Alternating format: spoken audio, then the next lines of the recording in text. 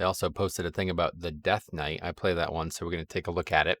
It's mostly for Unholy, but I think we can learn a lot about this. So let's read through what they have to say. Hello, Death Knights. We'd like to kick things off here with a talk about some future plans for both core and Unholy Death Knight trees. While all specs can expect iteration as we navigate through Alpha and beyond, this update will focus on the 2 trees mentioned. The core tree in the next week's Alpha, which right out of the gate, I just want to say, like, I have to say that it feels like they're way more coordinated with this Alpha. I guess I would hope so, because it started so late and we still, we don't have a lot of time to go before their deadline. So that's a good thing, but it's good regardless, even if, whatever, you want to try to weigh it against the bads or something. Like, this is really encouraging to see. And I am actually kind of shocked because, Death Knight has been out for a while. So it's probably the one that's perhaps that and Druid are the ones that are perhaps going to be updated the soonest. But yeah, I mean, they don't even have all the classes done. Not even close. There's not even half of them, right? So maybe there is, like, I don't actually know how many there are. But anyway, there's a lot, but not even anywhere close to being done. So it's kind of weird that they're already iterating on the ones that we have. But I think this is all a very good sign. Anyway, you can expect to see an updated layout to the core tree. In its current iteration, the tree feels a little too linear, with lower variance and customization as you progress down one of the branches on the trees. To alleviate this, we've added connecting nodes to Blood's branch from both the Frost and Unholy sides of the core tree before the first gate, and one after the second gate. We're also adding more nodes above the first gate to add some more flexibility. It's very interesting because when I was looking at the other talents, I was like, it looks like Death Knight just has less talents. Like, I didn't add them all up. I think I was thinking about doing that, but it's like they just look like they have less talents. Anyway, we're also doing some talent rearrangements to fix dependency issues, preventing players from picking up talents with 0 value based on their prior picks. That one, I said that in the last video. I'm not really sure. There's going to be a lot of work needed on that one, I think. Here's a work in progress picture that might give a better idea. So let's take a look at what we have on this picture, and we're going to compare it to the thing that they're showing as the talent calculator for whatever before this, the prior build. So first of all, let's see if we can discern anything that's been removed, because I guarantee there's been something removed. Maybe not though. It looks like okay, so we have the Ashen Phylactery, or whatever this is called now, Rune Mastery. Okay, so this used to be a dependency on this, so I'm glad to see that that's not the case anymore. Looks like the Frost element is still the same, which is one of the most potent parts of it. What is this? Runic Attenuation is now, well, it's higher up, but it's a similar problem. No, it looks like you'll be able to access it from higher up, so that's going to be interesting. I like that they're kind of moving some of these, like, into a better spot. Like, all of these have been moved into a better spot. What is that? There's also this one here, which is the extra death grip charge. That's been moved way up. Will and Acropolis moved way up. That's actually quite interesting for a non-tank, I feel like. Will and Acropolis for non-tank. That could be very powerful. But anyway, it doesn't really look like much has changed elsewhere. Nothing that strikes me, let's put it that way. These have been, all of this has been rearranged, like they said. There's a lot of things now. There's a lot of arrows. You can see a lot of arrows. Looks like we're playing a hunter, but these are just arrows in the talent tree, not in the quiver. I really like Permafrost. I really like what's going on here. But they just moved Death's Advance. Where was that? Death's Advance. Where was it? Oh, wow. All the way down here. So they moved Death's Advance way up, which I guess is a good thing. I don't know how we'll see. We got to get a calculator. I have trouble, like, actually giving my opinion on this stuff. Brittle. It looks like Super Strain icon, but it's just this new John Brittle thing. And that's it. It looks like, don't know what these plus signs are here, but we still have a bunch of them, so I assume they haven't changed. And the rest hasn't changed either. So far, I like this. It feels like quite clustered down here. There's a lot of, I guess it's a good thing, but it doesn't look good. It doesn't look visually appealing. Hopefully they could do something about it. It looks weird, don't you think, how we have 5 end row talents? I just think that looks weird, to be honest. Probably should just bring these up, because you don't really want 5 end row talents, right? I assume that's just not done or something. But anyway, that's it for that. Let's keep reading about Unholy. Or actually, there's more to talk about. In the core tree, we're going to move forward with some known bugs. while most things aren't working should be marked as New York Institute. We missed one with Empower Rune Weapon, adding charges for Frost. Yeah, that was actually weird because it says that on the thing, and I was like, what is that? But it's only for Frost, I guess. If you didn't watch my first video on Death Knight Talents, I love the class tree.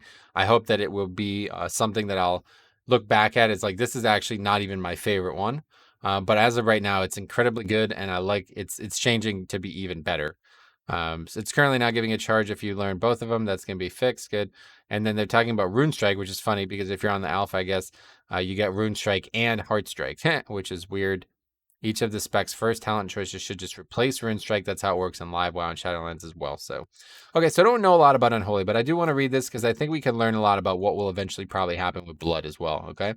So, update the cooldowns of Unholy to better sync with each other and prevent the dreaded desync issues the spec has seen. Generally, we should expect 45, 90, and 180 seconds for your Unholy. This reduces the number of RNG mechanics the spec has to deal with. It restructures the tree layout to include removing some talents, updating existing talents, and adding new talents. We'll also mention some of these changes below, but this will not be a comprehensive list of all changes. I really think they need to make their own talent calculator. Hopefully they're working on this because it's really hard to read and understand, but we're going to do our best.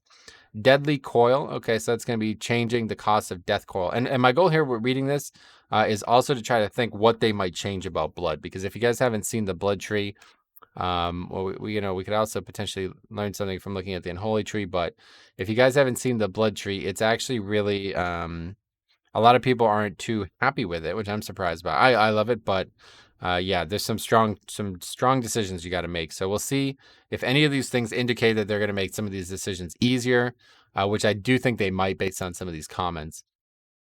This talent will be removed as a talent and wrapped into Death Coil baseline. That's curious. Deadly Coil became quite important to how smooth the Unholy spec rotation feels, and at this point, it's better served baseline than as a talent. Okay, so yeah, that's immediately a big one right out of the gate there. They're basically saying like things that are just going to be mandatory picks are going to be baseline. So very possible that something like that happens with Blood. I mean, this one kind of seems a bit silly, doesn't it? Max, who's going to take Blood Boil and then not take 2 charges of Blood Boil?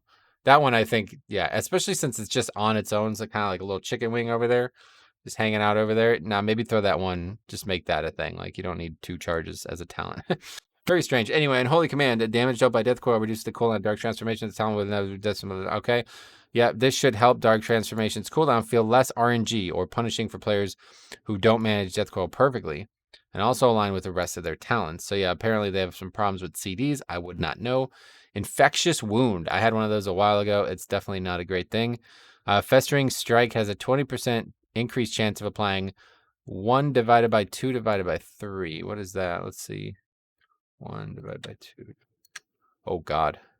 Very low chance. So anyway, additional Festering Wounds. This talent will be cut or reworked. I can see why. You don't need people doing like math in the middle of it. With this talent may be repurposed rather than... While this talent might be repurposed rather than cut, we plan to cut the current randomness and rework it to provide a more consistent benefit with the goal of better helping players play around the talent rather than hope it happens at the right moment. So is there any like long division problems in the Blood talents? I don't really think so, to be honest. I think they're like a lot more straightforward. See, the thing about Blood is they've had such a wealth of really powerful utility things over the years that they really have no shortage of good talents that could be added to that tree. Epidemic. Now I know about that. I know also Pandemic. Damage to be buffed. Developers notes. With the new talent that allows Death Coil to cleave, the line on when to Epidemic and when not to Epidemic has been widened. This is not ideal. With the changes to Unholy Command and the damage increase to Epidemic, this should help cement Epidemic's position at 4 targets. Yeah, that's definitely a problem. You don't necessarily want that getting upset. Army of the Damned. Death Coil reduced the cooldown of Apocalypse. That's a great talent. I've always liked that. This will be updated to reduce the cooldown of Apocalypse by a flat 45 seconds. Oh, yo, that's like a massive change. The change will smooth out the cooldown of Unholy to match our initial cooldown windows. We are considering what to do with Army of the Dead portion of the talent, having the mastery of maximizing your death. What the hell? They couldn't decide which one, so they just put both of them. All right, anyway, to give you a chance at another Army of the Dead in an encounter feels like a great skill and mechanical hook for the talent, while not completely harming your rotational impact the way Apocalypse did. Interesting. Summon Gargoyle. I always like this talent. Developer's notes. Currently, your summon Gargoyle does not feel like it rises to a capstone talent, and we have a few ideas in mind to better solve that. Oh, wow, that's an end talent? Really? Well, that's the blood one. Yeah, I don't really know, what they could do for Unholy, but wow, that is definitely a weird one. Man, that's kind of strange. Okay, first we plan to buff the Gargoyle to perform better and shine in a single target scenario, and also move it higher into the tree to be a little more accessible. It seems obvious, right? Definitely make it a better single target spell. Secondly, we want to introduce a new and more powerful ability in its capstone position. As an example, Dark Transformation empowers your Gargoyle and Army of the Dead for 20 seconds. That sounds cool. Increasing their damage by 50%. A talent such as this does a better job of capping a build. I like the way they're thinking there. That's cool. So maybe we see the same thing with Blood Decay, huh? Because I was honestly thinking this about Bone Storm. Like, look at what's here, man. This is actually wild. That doesn't even exist anymore. We have Bone Storm. This is actually just worse. I think this is literally worse than Shattering Bone, by the way. We have Bone Storm, which used to be like a first row talent at one point in BFA. We have Everlasting Bond, the fucking set bonus, okay, effectively. Now, to be honest, you need all of these things to be overpowered, but yeah, that's a this is like a really powerful set of things right here. We have Purgatory, which, I think is a little weak too, but it's very, very powerful. But I think this is the funny part here. We have Red Thirst is just on a different row, even though right now all three of these things are on each other's row. And then they have a whole new one here. You know what I mean? I think like they should definitely consider moving maybe Purgatory up. I just don't know what they do. I'm very anxious about Blood Decay because I feel like it's in a great place, and I just hope it doesn't get worse. Usually in the beginning of an expansion, Blood Decay, not great.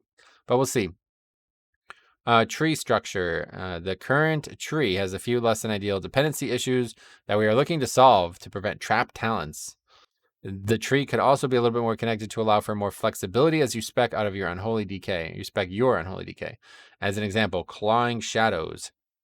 Current positioning feels a bit too restrictive at the moment. Okay. Well, so yeah, we definitely don't know much about Unholy, but I will say that if they're talking about RNG and CDs lining up, I don't think Blood has that problem. So we'll see. I do think there's some, powerful talents in here, but some of them do seem out of whack. I mean, this one still is very strange to me. I don't know where this comes from. Like, this seems like a really weird place to have this. I feel like that should probably just take this place, or just get rid of this altogether, because these are very similar, to be honest. Next, Death Strike. Does it stack, I guess, is the question. I know it stacks times 2, but like if I hit 1, does it, I use 2 Heart Strikes before I use a Death Strike. Does it increase it double? Yeah, I don't know about that talent. You need to take it though. Like right now, I'll have that talent. Like there's no way I'm not taking this. So, Everlasting Bond is definitely going to be probably the strongest talent in the entire. It's probably one of the strongest talents in the whole game. Let's be serious. It's basically the set bonus. Summons 1 additional copy of Dancing Rune Weapon while active. Heart Strike and Death Strike. Increase the. I mean, like, come on, man. That's so powerful now, dude. Right now, it's only... Actually, did they change this? I think it used to be, like, any rune spell. I thought it was any rune spell. Oh, yeah, I think they changed this. Interesting. So, yeah, now it's Heart Strike and Death Strike only. Well, it's still way better than it is in Shadowlands, and it's incredibly powerful in Shadowlands, so... I don't know. Let me know what you guys think. If you see anything that you want me to leave a video on for, any type of thing on the alpha, let me know. Considering when I'm going to stream again, I'm not really sure, but as of right now, we're just trying to deal with the fact that we're not able to test the alpha. So maybe that'll change in the future, but either way, there's still a lot to look at. So thank you for watching. We'll see you guys in the next video.